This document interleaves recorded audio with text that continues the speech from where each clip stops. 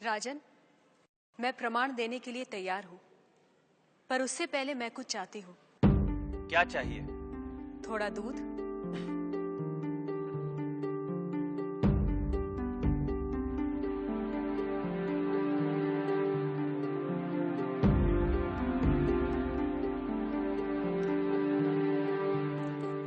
राजन, इस पात्र में आपको क्या दिखाई दे रहा है?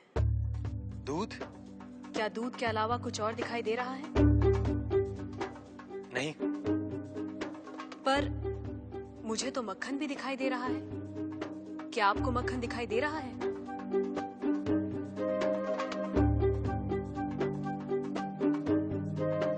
नहीं। पर राजन, क्या इसमें मक्खन नहीं है?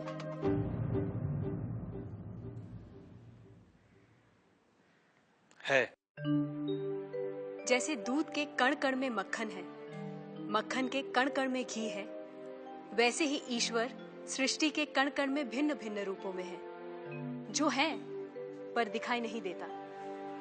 जैसे दूध से मक्खन पाने के लिए उसे मथना जरूरी है, उसी तरह वेदांत के श्रवण, वेदांत का मनन और उसके निहितार्थ पर निरंतर ध्यान के द्वारा ही ईश्वर का अनुभव किया जा सकता है। राजन, क्या आपके पहले प्रश्न का उत्तर आपको मिल गया? मैं मान लेता हूं, पर वो किसे देख रहा है? किस ओर देख रहा है? क्या मुझे एक जलती हुई मोमबत्ती मिल सकती है? राजन, ये रहा आपके दूसरे प्रश्न का उत्तर। प्रकाश की ये लौ कहां देख रही है? किसे देख रही है? ये सभी को देख रही है। सभी और देख रही है। राजन, जिस तरह इस मोमबत्ती का प्रकाश चारों ओर फैला हुआ है, उसी तरह ईश्वर की चेतना चारों ओर फैली हुई है, और उसी चेतना के कारण हम चलते हैं, बोलते हैं और सुनते हैं। जैसे ये प्रकाश सभी ओर देख रहा है, वैसे ही ईश्वर सभी ओर देख रहा है।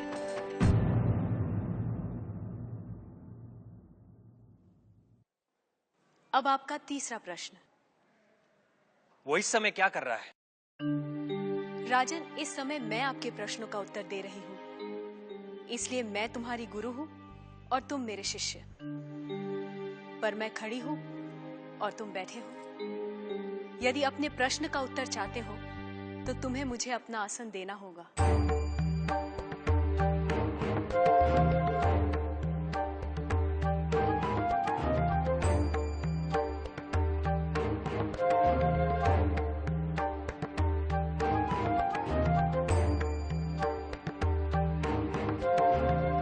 राजन, ये रहा तुम्हारे तीसरे प्रश्न का उत्तर।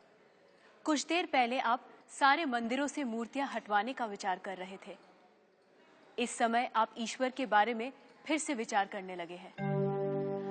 आप मेरे स्थान पर खड़े हैं और मैं आपके सिंहासन पर बैठी हूं। इधर एक राजा को सामान्य नागरिक का स्थान और एक सामान्य नागरिक को राज सिंहासन दे सकता है, ये आप देख रहे हैं। आप मेरे स्थान पर और मैं आपके स्थान पर बैठी हूं। ईश्वर इस समय ये करवा रहा है, उस अनंत और असीमित शक्तियों के स्वामी, जिसने ये सुंदर, अद्भुत, विस्मयकारी और महान संसार रचा है, जिसमें सूर्य, चंद्र, तारे, ग्रह, नक्षत्र अपने अपने स्थान पर स्थिर और गतिमान हैं, जिसके कण कण में एक व्यवस्था है। ऐसे शब्दों और ज्ञान से परे ईश्वर के लिए क्या संभव है? कहिए राजन, क्या मंदिरों से मूर्तियां हटवाई जाएं? मूर्तियां तो उस ईश्वर की प्रतीक है, उनका मूर्त रूप है। वह सर्वज्ञ, सर्वशक्तिमान, सर्वव्यापी ईश्वर सर्वत्र है। किसी ने उसको पत्थर में पाया, किसी ने पेड़ों में, किसी ने शब्दों के माध्यम से, तो किसी ने प्रार्थना करके। वही परमात्मा अनेक नाम, रूप और गुणों में व्यक्त होता है, और कोई उन्हें अरूप और निर्गुण